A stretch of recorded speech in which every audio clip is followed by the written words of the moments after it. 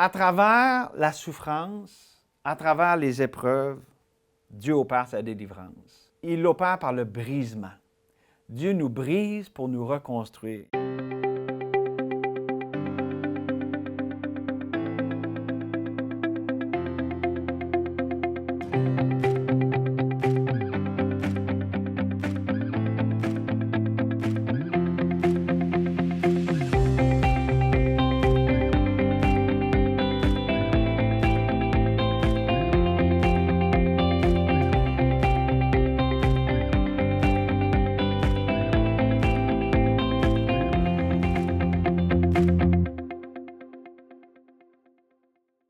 Bonjour, mon nom est Guillaume Roy, je suis pasteur à l'Église baptiste de Saint-Augustin, juste à côté de Québec.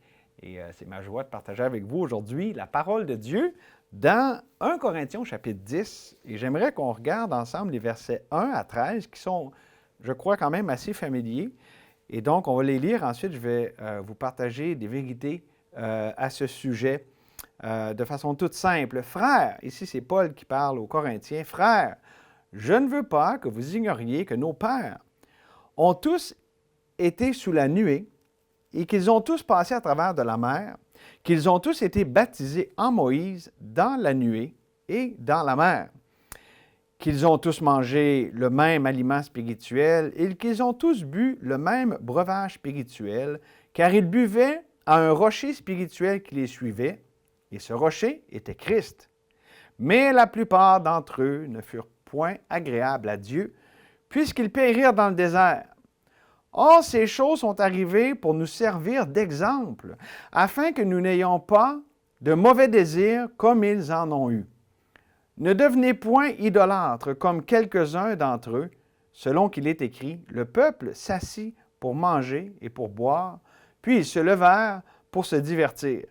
Ne nous livrons point à la débauche, comme quelques-uns d'entre eux s'y livrèrent, de sorte qu'il en tomba 23 000 en un seul jour. Ne tentons point le Seigneur comme le tentèrent quelques-uns d'entre eux, qui périrent par les serpents. Ne murmurez point comme murmurèrent quelques-uns d'entre eux, qui périrent par l'exterminateur. Ces choses leur sont arrivées pour servir d'exemple, et elles ont été écrites pour notre instruction, à nous qui sommes parvenus à la fin des siècles. Ainsi donc, que celui qui croit être debout prenne garde de tomber. Aucune tentation ne nous est survenue qui n'ait été humaine. Et Dieu, qui est fidèle, ne permettra pas que vous soyez tentés au-delà de vos forces, mais avec la tentation, il préparera aussi le moyen d'en sortir afin que vous puissiez la supporter. J'aimerais vous partager aujourd'hui un simple message qui s'intitule « De l'Égypte à Canaan ». Et j'aimerais vous partager ces vérités en faisant un parallèle avec le témoignage dans ma vie personnelle, mais aussi dans la vie de notre Église, parce que ça fait quand même depuis 2022 qu'on vient à Théovox et que notre histoire a été partagée. Beaucoup ont connu notre Église à travers Théovox. Donc, je voulais partager un peu le témoignage de notre Église à travers tout ça, mais aussi d'amener les vérités de la parole en parallèle pour vraiment montrer clairement ce que Dieu a fait à travers tout ça. Donc, de l'Égypte à Canaan. Avant d'aller plus loin, j'aimerais juste vous expliquer un peu c'est quoi l'idée ici, d'où je tire le titre de l'Égypte à Canaan. C'est qu'il y a une symbolique dans la parole de Dieu. Lorsqu'on voit le peuple d'Israël dans le livre d'Exode qui est esclave en Égypte, c'est un type, c'est une image de la perdition, de lorsque quelqu'un n'est pas encore sauvé, d'être esclave du péché, sous le prince de ce monde. Donc, Pharaon est un type de Satan, le prince de ce monde, donc dans l'esclavage, la servitude. Et le passage surnaturel, parce que ce n'est pas naturel de passer une mer comme la mer Rouge, un plan d'eau aussi grand, le passage de la mer Rouge, la libération, c'est une image du salut. Donc, le premier plan d'eau qui est traversé, c'est une image de la délivrance du salut. Et là, le plan de Dieu, c'était d'amener son peuple directement dans la terre promise, mais on voit qu'à cause de leur désobéissance, comme on vient juste de le lire, que le peuple a erré pendant 40 ans dans le désert. Et donc, la symbolique continue, où est-ce qu'on a l'esclavage, la délivrance, mais Les 40 ans dans le désert, c'est un type de la vie chrétienne, mais infructueuse. La vie chrétienne que j'appelle redondante. La vie chrétienne qui ne porte pas les fruits qu'elle devrait porter. On va en parler dans un instant, mais restons là pour l'instant. Le deuxième plan d'eau, c'est le Jourdain.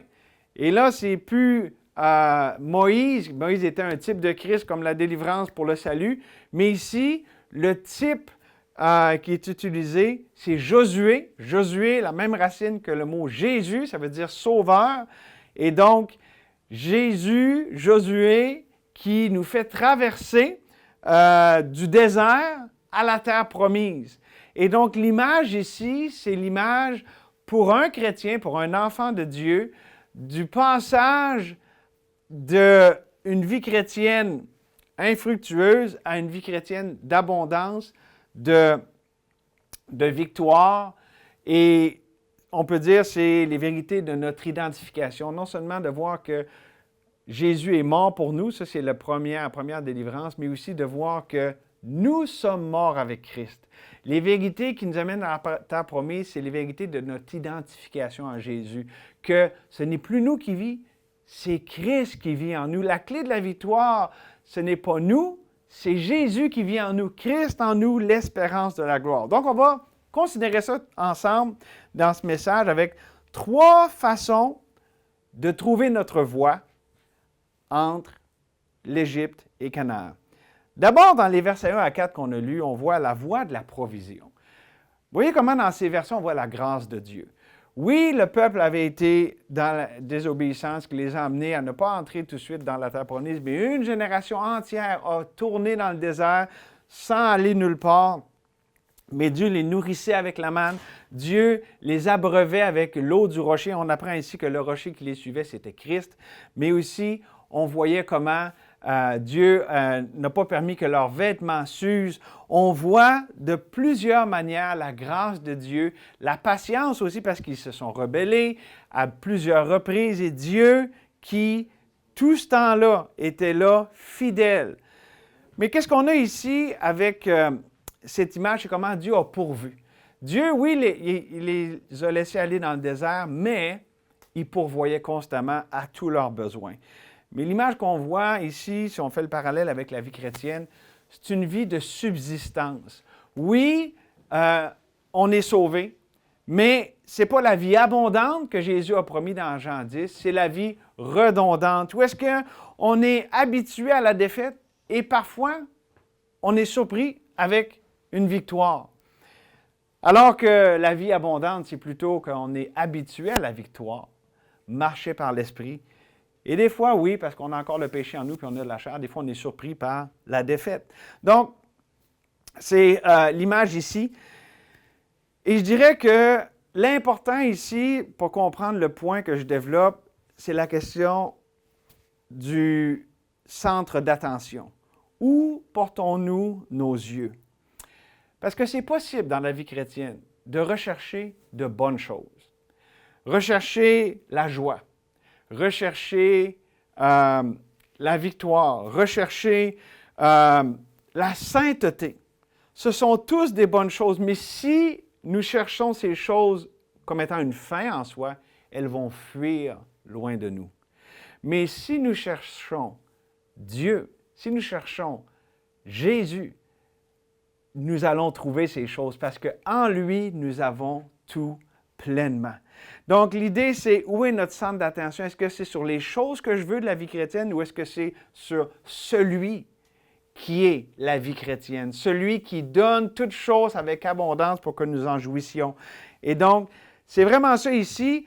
Dieu a la provision, mais la provision n'est pas parsemée par-ci, par-là. Tout nous est donné en Jésus. Donc, la voie de la provision, c'est de se rendre compte que nous avons tout pleinement en Jésus lui-même. Pourquoi on aurait une vie redondante dans le désert qui mène à rien? C'est parce qu'on cherche les bonnes choses au mauvais endroit. Et malheureusement aussi, on peut chercher les mauvaises choses. Des fois au bon endroit. On peut être dans l'Église, on peut être dans des relations interpersonnelles où est-ce qu'on veut chercher la satisfaction dans ces choses, dans les relations, dans ce qu'on fait, mais on ne le trouve pas parce que, encore là, on ne cherche pas à la bonne place. Et Dans ma vie personnelle, par rapport aussi à l'Église, je dirais que l'expérience du désert, pour moi, ça a été, bon, Dieu m'a sauvé dans sa grâce et Dieu a été si bon envers moi, m'a béni de tellement de manières et j'en suis tellement reconnaissant. Mais j'ai eu une expérience du désert où est-ce que, pour une grande partie de ma vie chrétienne, j'avais l'impression de passer à côté de l'essentiel. Et c'était aussi ça en tant qu'Église, où est-ce qu'on est une Église qui aime le Seigneur et tout ça, mais on avait l'impression qu'il nous manquait quelque chose. Mais Dieu, dans sa bonté, nous a montré que ce n'est pas quelque chose qui nous manquait, puis il me l'a montré aussi à moi dans mon propre cœur. Ce n'est pas quelque chose, c'est quelqu'un. Et je savais que ma relation avec Dieu était de première importance. Mais l'idée, c'est chercher Dieu pour Dieu. Comme je l'ai dit, la question du centre d'attention. Parce que j'ai cherché la sainteté, j'ai cherché la victoire, la joie, la paix. Mais je l'ai cherché en tant que tel. Alors que Dieu m'a montré, non, si tu me trouves, moi, tu vas trouver toutes ces choses. Et un frère dans l'Église nous a fait remarquer, il n'y a pas si longtemps, il y a quelques années, peut-être 4-5 ans, que ces choses, ça faisait longtemps qu'on les cherchait. Donc, Dieu a répondu à un désir qui était dans notre cœur. Dieu, il y a plus à la vie chrétienne que ce qu'on est habitué de voir en ce moment dans nos propres vies, dans notre Église. Et ça, on le cherche. On cherche le surnaturel. On te cherche, toi, notre Dieu. Et Dieu a répondu. Donc, dans notre expérience du désert, Dieu, dans sa bonté, a pourvu. Et le peu de lumière qu'on pouvait avoir à un moment donné, lorsqu'on cherchait Dieu, nous en donnait plus, et encore ensuite, plus et plus. Le juste vivra par la foi. Avec la lumière qu'on avait, on s'est confié en Dieu là-dessus, et Dieu nous a amenés plus loin, plus loin, plus loin. Et donc, ça a été une expérience où est-ce qu'on grandissait au fur et à mesure de progrès en progrès, et Dieu nous sortait tranquillement du désert. Ça nous amène à la deuxième voie pour passer de l'Égypte à Canaan. C'est la voie de l'appropriation. Non seulement la voie de la provision, Dieu pourvoit, nous avons tout pleinement en Christ, mais on est appelé à se l'approprier par la foi. Et on a lu au verset 5, où est-ce qu'on peut, c'est écrit, « Mais la plupart d'entre eux, donc les gens, les Israélites dans le désert, la plupart d'entre eux ne furent point agréables à Dieu, puisqu'ils périrent dans le désert. » Pourquoi ils n'ont pas été agréables à Dieu? Nous avons la réponse dans Hébreux au chapitre 11, au verset 6. « Or, sans la foi, il est impossible de lui être agréable. » Comment on est agréable à Dieu? Ce n'est pas parce qu'on fait ou ce qu'on ne fait pas, c'est par la foi. La foi nous fait faire des choses. La foi est vivante. La foi produit du fruit. Mais pour être agréable à Dieu, ça commence par la foi. Parce que je peux faire toutes sortes de choses pour Dieu, mais avoir le cœur éloigné de lui. Donc, sans la foi, il est impossible de lui être agréable, car il faut que celui qui s'approche de Dieu croit que Dieu existe et qu'il est le rémunérateur, il récompense ceux qui le cherchent. Je viens de dire que dans notre première phase, dans le désert, on a cherché Dieu. Bien, on l'a trouvé. Et Dieu nous a appelés à s'approprier sa grâce, ce qu'il a en abondance pour ceux qui le cherchent. Et ça, j'appelle ça la réponse de la foi. Parce que Dieu pourvoit, mais nous devons répondre par la foi pour se l'approprier. Nous avons tout pleinement en Christ, tout est là, le banquet est devant nous, mais nous devons le saisir, le prendre par la foi. Et ça nous amène au moment où est-ce que le fameux COVID en 2020 a frappé. Et comme tout le monde, ça a changé énormément de choses dans notre vie personnelle, dans notre vie d'église, dans les réunions. Ça a changé les relations des gens qui étaient des amis. J'ai perdu des amis, je me suis fait de nouveaux amis. Il y a toutes sortes de choses qui ont changé. Mais j'aimerais simplement souligner que c'est Dieu qui a souverainement permis ces choses. Pour moi, ça a été une pilule difficile à avaler. Parce que je voyais comment, plus ça avançait, ça ne marchait pas. Puis je voyais comment ça faisait de la souffrance, de l'incompréhension. Puis il y avait toutes sortes de mensonges qui allaient avec ça, puis autour de ça. Et Dieu m'a saisi avec un verset qu'un roi très orgueilleux a dit dans la parole, c'est dans Daniel, le roi Nebuchadnezzar, que Dieu a humilié justement, et qui a dit lui-même, donc c'est dans la parole de Dieu, c'est dans Daniel 4, 35, ça dit « Tous les habitants de la terre ne sont à ses yeux que néant. » Donc, ça parle ici de Dieu, évidemment. Dieu agit comme il lui plaît avec l'armée des cieux et avec les habitants de la terre. Il n'y a personne qui résiste à sa main et qui lui dise « que fais-tu? Il n'y a personne qui peut dire à Dieu, pourquoi tu fais ça? Pourquoi tu ne fais pas ça? Dieu est souverain. Et on doit accepter ses voies. Et là, ça m'amène à un point important qui nous a amené à nous approprier Christ, notre victoire. C'est que là, moi, dans ma vie personnelle, mais aussi en tant qu'Église, nous avons commencé à être sujets à l'amertume. La réponse à ce qui nous arrivait, au lieu d'être la réponse de la foi, c'est une réponse de mécontentement. Et là, le centre de notre attention était sur toutes les injustices qu'on voyait, sur les mensonges et sur tout ce qui ne marchait pas. Et là, on a commencé à être aigris. On avait, de façon ironique, le matin, on avait notre réunion le dimanche matin, notre réunion comme à l'habituel, et nous avions une réunion de soir à 18 h. Mais avant la réunion de soir, on avait un temps de prière à 17 h. Mais ce temps de prière, malheureusement, à cause de la disposition de nos cœurs, s'est transformé en un échange de nos différents mécontentements. Et un esprit d'amertume y régnait. Donc, on passait 30, 40 minutes à partager tout ce qui nous rendait mécontents. Et finalement, après, on priait pendant à peu près 15 minutes. Mais Dieu, dans sa bonté, nous a montré ces choses. Je me rappelle comment Dieu a saisi mon cœur pour me montrer « Ah, tu as raison de voir tout ce qui ne marche pas, puis le mensonge. C'est vrai qu'il y a toutes sortes de mensonges et de choses qui ne marchent pas. Mais ton cœur n'est pas à la bonne place. Tu ne regardes pas à moi.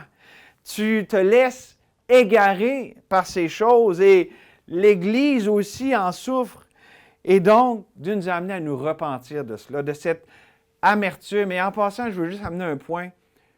Les Églises sont tellement affectées par ce fléau de l'amertume. Un fléau du cœur, un fléau relationnel. Où est-ce que ça gruge les relations, ça gruge les cœurs?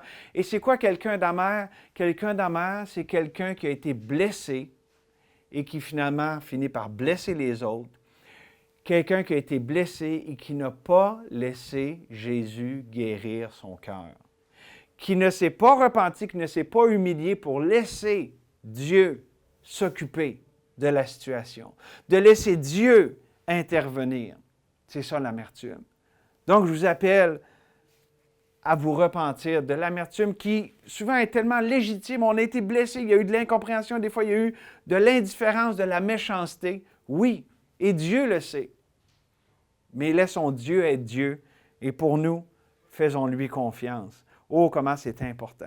Et je dirais que pour nous, quelle bénédiction ça a été lorsque Dieu nous a amenés à nous approprier Dieu, notre guérison, Dieu, notre victoire, face à cette amertume. Et là, l'esprit de l'Église a complètement changé. On était à la fin 2020 et la joie, la paix, l'amour s'est mis à régner. Dieu nous a envoyé des nouveaux visiteurs, des gens qui cherchent l'Éternel, qui l'aiment de tout leur cœur. Et ça nous a préparés pour ce que Dieu avait pour nous parce que il y a eu le premier confinement de janvier 2022. Ça, c'est avant qu'il y ait les événements qui nous ont amenés à connaître Théovox et Actualité. Mais wow, on s'est mis à voir Dieu à l'œuvre dans la vie des gens et tout ça. Pourquoi? Parce qu'on s'est approprié la grâce de Dieu au moment où est-ce que Dieu est en train de nous amener à ce point-là.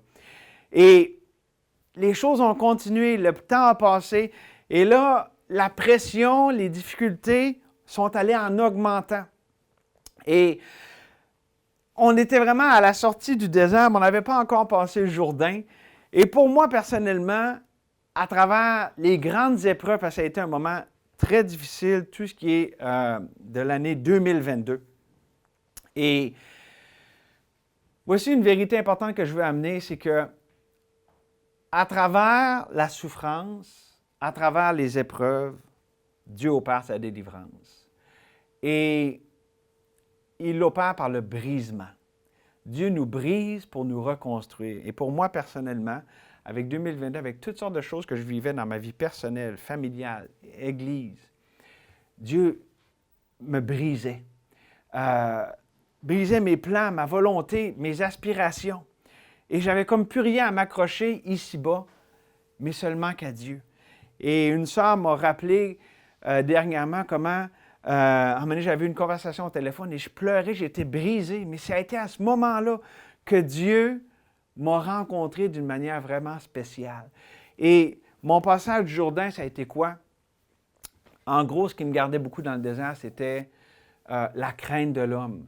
De vouloir que tout le monde soit content, de plaire à tout le monde, mais ça ne peut pas arriver. Et justement, le COVID a beaucoup brisé ça parce que je me suis rendu compte que je ne peux pas avoir juste des amis, qu'il y a des ennemis, puis oui, des nouveaux amis, mais la crainte de l'homme, c'est irréaliste, ça ne peut pas arriver.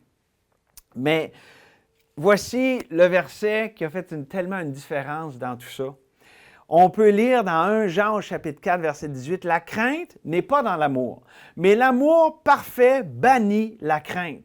La crainte suppose un châtiment, et celui qui craint n'est pas parfait dans l'amour. Pour nous, nous l'aimons parce qu'il nous a aimés le premier. » L'amour parfait bannit la crainte. J'avais longtemps compris ce verset-là. Si j'aime vraiment Dieu parfaitement, si je l'aime de tout mon cœur, j'aurais plus peur. Et là, j'avais une pression sur mes épaules à aimer Dieu toujours de plus en plus, à essayer de l'aimer plus, mais évidemment, je tombais à court. Je n'étais pas suffisant dans cet amour. Je me décevais moi-même et j'étais vraiment découragé des fois comment mon amour n'était pas en feu, aussi chaud pour le Seigneur comme il devrait l'être. Mais Dieu m'a montré avec ce simple verset comment l'amour qui est parfait, qui va toujours l'être, qui l'a toujours été, c'est l'amour que Dieu a pour moi en Jésus-Christ.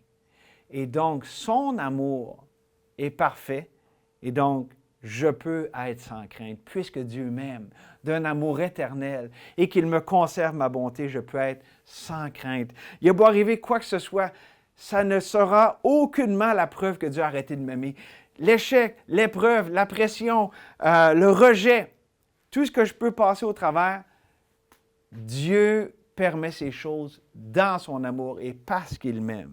Et pour moi, ça a été le passage du Jourdain. Ça a été une libération, ça a été une légèreté, un baume sur mon cœur, où est-ce que j'avais maintenant une sécurité, où est-ce qu'avant j'étais insécure, où est-ce que j'avais une liberté, où est-ce qu'avant j'étais esclave. Quelle libération! Et pour notre Église, ça a été aussi à travers, tout ce qui est arrivé, visite de la police et toutes sortes de choses dans notre Église. Dieu nous a donné cette assurance en lui à travers le fait que dans l'épreuve, en gardant les yeux sur lui, puis en se gardant les uns les autres, côte à côte, en se soutenant les uns les autres, nous avons grandi dans notre assurance dans la foi. Et vraiment, ça a fait la différence pour le mieux. Donc, quelle grâce merveilleuse lorsque Dieu a brisé la puissance de la peur, la puissance de l'amertume, oui, en me brisant moi. Oui, en nous brisant, beaucoup d'entre nous dans l'Église, mais c'était pour reconstruire. Dans sa grâce, Dieu nous a amenés à nous approprier sa provision, à nous approprier Jésus, qui est la provision de Dieu. Et ça m'amène à la troisième voie pour passer de l'Égypte à Canaan, non seulement la voie de la provision, celle de l'appropriation, mais pour terminer, la voie de la restauration. On peut lire au verset 13. « Aucune tentation ne vous est survenue qui n'ait été humaine. Et Dieu qui est fidèle ne permettra pas que vous soyez tentés au-delà de vos forces, mais avec la tentation. Il préparera aussi le moyen d'en sortir afin que vous puissiez la supporter. » Ici, la voie de la restauration ou la sortie de secours, le moyen de se sortir de la tentation, de l'épreuve, c'est Jésus lui-même. Il est la voie de la restauration. Il est la sortie de secours. Jésus a dit, « Je suis le chemin, la vérité et la vie. » Il est le chemin qui nous guide dans le bon sentier, qui nous guide dans la vie, qui nous guide hors du danger. Donc, Jésus lui-même, et aussi, ça nous dit, avec la tentation. Donc, au moment où est-ce que la tentation frappe, Jésus est là. Jésus est fidèle toujours et on n'a simplement qu'à se tourner vers lui. Et lorsqu'on se tourne vers lui, on est rayonnant de joie. « Invoque-moi au jour de la détresse, je te délivrerai et tu me glorifieras », nous dit le psaume 50, verset 15. Et donc, ça nous amène à faire vraiment boucler la boucle avec ce qu'on a vu sur passer d'Égypte à Canaan. Toute cette expérience, expérimenter Dieu, c'est trouver Dieu par l'épreuve, au milieu de l'épreuve. Oui, Dieu permet l'épreuve. Oui, Dieu nous brise notre volonté, nos plans, ce qui est de nous autres. Mais pas parce qu'il nous aime, pas parce qu'il veut nous faire du mal. parce qu'il y a meilleur, il y a mieux. Il veut nous donner les merveilles de sa grâce qui sont en Jésus-Christ.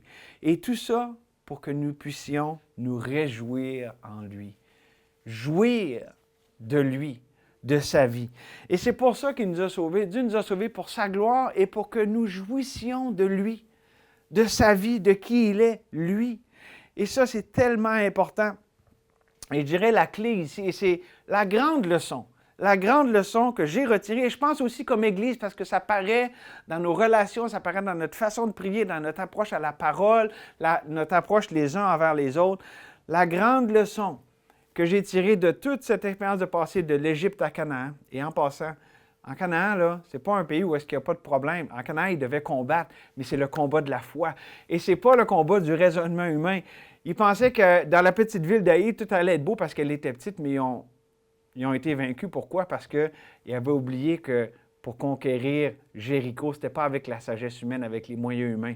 Dieu leur avait demandé de faire le tour de la ville. Ils n'ont pas été avec l'intelligence militaire normale, humaine, mais avec la sagesse de Dieu.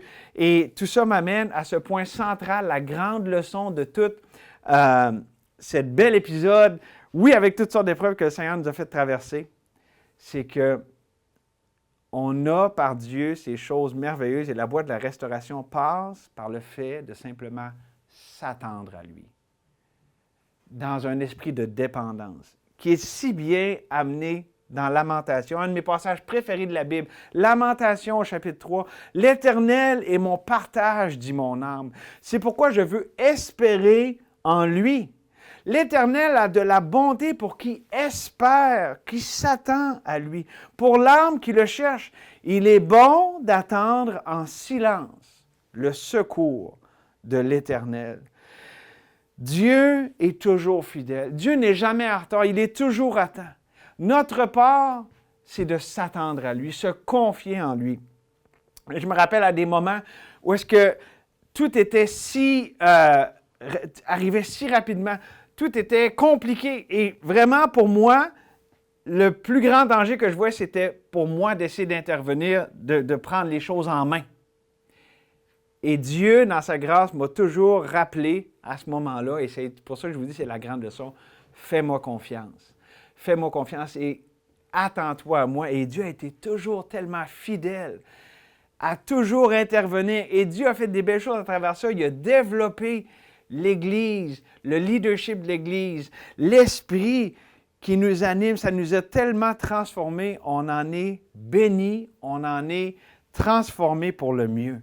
Et donc, oui, c'est la vie en Canaan, la vie de la terre promise. Et je vais vous la donner, cette vie-là, en termes du Nouveau Testament. Dans 2 Pierre, au chapitre 1, on peut lire au verset 3 et 4, « Sa divine puissance nous a donné tout ce qui contribue à la vie et à la piété, au moyen de la connaissance de celui qui nous a appelés, par sa propre gloire et par sa vertu. Celle-ci nous assure de sa part les plus grandes et les plus précieuses promesses. » C'est ça, les plus grandes et les plus précieuses promesses de Dieu sont pour nous, afin que par elles vous deveniez participants de la nature divine en fuyant la corruption qui existe dans le monde par la convoitise. Et donc, Dieu nous appelle à vivre par la foi. Et lorsqu'on vit par la foi, on ne manque de rien. Nous avons tout pleinement en Jésus-Christ notre Seigneur. Ce n'est pas une vie sans problème, c'est une vie où est-ce qu'on rencontre Dieu au milieu des problèmes. Et c'est ça qui est merveilleux. La vie dans Canaan, ce n'est pas une vie où est-ce que Dieu nous protège de toute épreuve et qu'il ne nous arrive plus rien. Ce qui est merveilleux en Canaan, c'est comment on découvre notre Dieu. Oui, en fait, souvent, on a plus d'épreuves lorsqu'on vit en Canaan, lorsqu'on vit la vie abondante, mais on a une satisfaction, une joie, une paix du fait de rencontrer notre Dieu-là, de vivre avec lui au milieu de ces choses et de goûter pour nous-mêmes comment sa grâce est suffisante. Lui, Jésus, qui vit en nous, les enfants de Dieu. Et si vous êtes ici, vous n'êtes pas un enfant de Dieu, vous êtes encore en Égypte, esclave, sous le règne de Pharaon, Satan, le prince de ce monde. Je vous invite à vous confier en Jésus. C'est lui seul qui peut vous délivrer. De la même manière que le passage de la mer Rouge ne se faisait pas humainement, c'est Dieu, par son bras étendu, qui miraculeusement les a délivrés de l'esclavage, les a fait sortir d'Égypte, les a emmenés dans le pays qu'il avait promis. Mais tout ça, c'est par la grâce de Dieu. Je vous invite à recevoir Jésus comme votre sauveur personnel. Et pour ici, pour tous les enfants de Dieu, je veux terminer avec un verset qui m'est cher dans 2 Corinthiens chapitre 1, où est-ce que Paul avait vécu des grandes épreuves. Paul vivait dans Canaan, vivait la vie abondante, mais on voit que c'était au milieu d'épreuves. Mais voyez comment justement, on voit que Dieu était là en plein milieu. On voit ça dans 2 Corinthiens chapitre 1, versets 3 et 4. Béni soit Dieu, le Père de notre Seigneur Jésus-Christ, le Père des miséricordes et le Dieu de toute consolation, qui nous console dans toutes nos afflictions, afin que par la consolation dont nous sommes l'objet de la part de Dieu, nous puissions consoler ceux qui se trouvent dans l'affliction, car de même que les souffrances de Christ abondent en nous, de même notre consolation abonde par Christ. Donc, c'est le Dieu de toute espérance. On peut espérer au-delà de ce qu'on peut souffrir, de ce qu'on peut avoir dans nos cœurs qui nous fait du mal. Pourquoi? Parce que Dieu veut se servir de ces moyens précis pour nous rencontrer, nous consoler, nous faire découvrir quel Dieu merveilleux, suffisant il est. Oh, que vous puissiez le découvrir. C'est ma prière. Oui, Seigneur, je m'approche de toi pour que tu puisses te servir de ces vérités bénies de ta parole. De la vérité de passer de l'Égypte à Canaan pour que des gens qui sont encore morts dans leur offense et leur péché, qui ne sont pas encore passés à la vie par Jésus-Christ, puissent le rencontrer, puissent le recevoir comme leur sauveur personnel. Et pour ton peuple, dont beaucoup marchent dans le désert, qu'ils puissent passer le Jourdain, avec Jésus, le chef et le consommateur de notre foi, qu'ils puissent découvrir cette vie merveilleuse et abondante. Oui, où les épreuves sont là, mais où tu es encore là de façon plus puissante, personnelle et merveilleuse. Oh Seigneur, révèle-toi à chacun qui écoute ce message, ces vérités, Seigneur, et que tu te glorifies par ta grâce, par ta présence auprès de ceux qui t'invoquent, qui te cherchent. Je te prie toutes ces choses au nom de Jésus. Amen. Merci d'avoir écouté. Et si vous voulez entendre d'autres messages que nous avons, je vous invite à consulter notre page YouTube qui apparaît au bas de l'écran. Merci beaucoup. Que le Seigneur vous bénisse.